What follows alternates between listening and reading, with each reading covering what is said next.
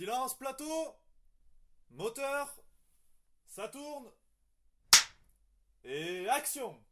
Ne perdons pas de temps en introduction superflue, on va pas se mentir, la saga Fast and Furious se colle une sale image de bof. Mais pourtant, avec quelques a priori mis de côté, je suis sûr qu'il est très intéressant de se pencher sur cette saga qui a eu son influence sur les années 2000 et 2010. Je vous propose donc un rapide retour sur cette franchise mal aimée du cinéma. Le but ici est de donner mon avis sur chacun des films, pour peut-être vous amener un nouveau point de vue et que vous laissiez à cette saga une deuxième chance. The Fast and the Furious, sorti en 2001, et Too Fast Too Furious, sorti en 2003, suivent les aventures du policier Brian O'Connor, un as du volant, dans deux missions d'infiltration. Dans le premier, il infiltre la bande de Dominic Toretto, à laquelle il va finir par s'attacher et même couvrir. Dans le deuxième film, à Miami, pour effacer l'ardoise de ses erreurs du film précédent, il doit faire équipe avec son ancien ami en conditionnel Roman Pierce pour infiltrer l'entourage d'un baron de la drogue argentin. Je vais clairement avoir du mal à défendre ces deux films si vous avez déjà cette image de bof de Fast and Furious, parce que c'est exactement ça. Je peux pas dire le contraire, tout est graveleux, tape à l'œil et assez aguicheur. Mais il y a du bon, les scénarios sans mériter des Oscars tiennent la route, les personnages sont bien installés, attachants et une bonne alchimie de groupe, et les scènes de conduite sont assez impressionnantes.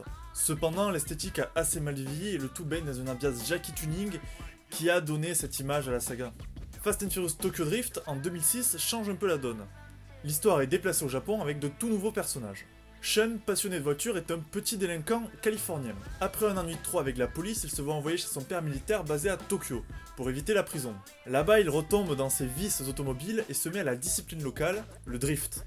Il sera guidé dans ce monde par un certain Han, qui voit beaucoup de potentiel en lui, et tombera amoureux d'une expatriée qui est malheureusement déjà en couple avec DK, un petit caïd local. Bref, virage serré, yakuza et fille en petite tenue, mais asiatique, c'est un Fast and Furious au Japon. Le film reprend la formule des deux opus précédents et y applique donc cet exotisme japonais. Il est paradoxalement plus sobre et terre à terre avec des personnages simples au but tout aussi simple. Pour être honnête, j'adore énormément ce troisième opus qui reste un simple divertissement, mais qui a des messages et des morales beaucoup plus honnêtes que les films précédents. Ce qu'il faut retenir, c'est que Justin Lin arrive ici à la réalisation, et il est pas prêt d'en partir. C'est Fast and Furious 4 en 2009 qui marque un tournant dans la saga. Alors que Letty, la copine de Dom, meurt dans ce qui semble être un accident, ce dernier infiltre l'organisation criminelle pour laquelle elle bossait, histoire de faire sa petite enquête. Cependant, Brian O'Connor est chargé par ses supérieurs d'infiltrer la même organisation, et les deux personnages vont alors se retrouver après tant d'années. Le film reprend donc les personnages du premier opus pour continuer leurs intrigues. Là, la saga devient une vraie saga d'action moderne. Ce quatrième film se laisse bien porter par son histoire et ses révélations, les scènes d'action sont impressionnantes, et ça fait vraiment du bien de retrouver ces personnages. Fast and Furious 4 était le virage, Fast 5, le cinquième opus sorti en 2011, mon préféré, et la ligne droite qui va amener jusqu'à ce qu'est la saga aujourd'hui. Nos personnages en cavale se retrouvent à Rio.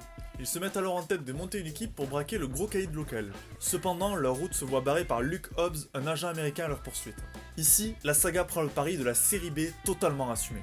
C'est un film d'équipe qui rassemble des personnages de tous les films, chacun a son moment de gloire, mais aussi une bonne alchimie s'installe entre eux, notamment dans des scènes beaucoup plus intimistes. Mais c'est aussi un film de casse, que l'on peut décrire comme un Ocean Eleven avec des voitures. Ça en reprend vraiment le rythme et la construction scénaristique. C'est comme je l'ai dit, une série B assumée, avec des scènes ahurissantes de conneries, mais beaucoup trop divertissantes pour s'en plaindre. Le film a aussi l'avantage absolu d'introduire un personnage joué par The Rock, ce qui n'est pas rien. Pour Fast and Furious 6, en 2013, on retrouve nos personnages bien planqués au soleil après leur réussite à Rio. Cependant, l'appel à l'action vient d'une personne inattendue, Luke Hobbs. En effet, un groupe criminel utilisant des voitures sème la pagaille et Luke Hobbs a besoin d'une équipe.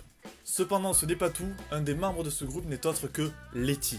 Dom et les autres vont alors se lancer dans cette aventure pour lever le voile sur le retour mystère de Letty, mais aussi pour avoir un casier judiciaire vierge. La récompense de la réussite de la mission. Bon, avec cet opus, j'ai quelques problèmes. Le retour de Letty est intéressant, mais je trouve assez mal amené. Certains retournements sont grossiers, et les problèmes viennent surtout du rythme.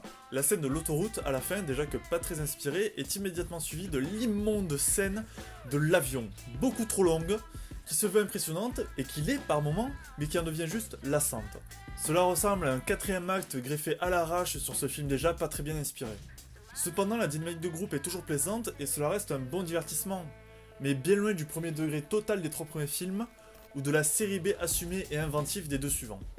Cependant, Justin Lin lâche le volant de la saga pour les manettes de l'USS Enterprise dans Star Trek Beyond, entre autres, et laisse sa place pour le 7ème film à un réalisateur assez inattendu, jusque-là maître de l'horreur, James Wan. Du coup, Fast and Furious 7.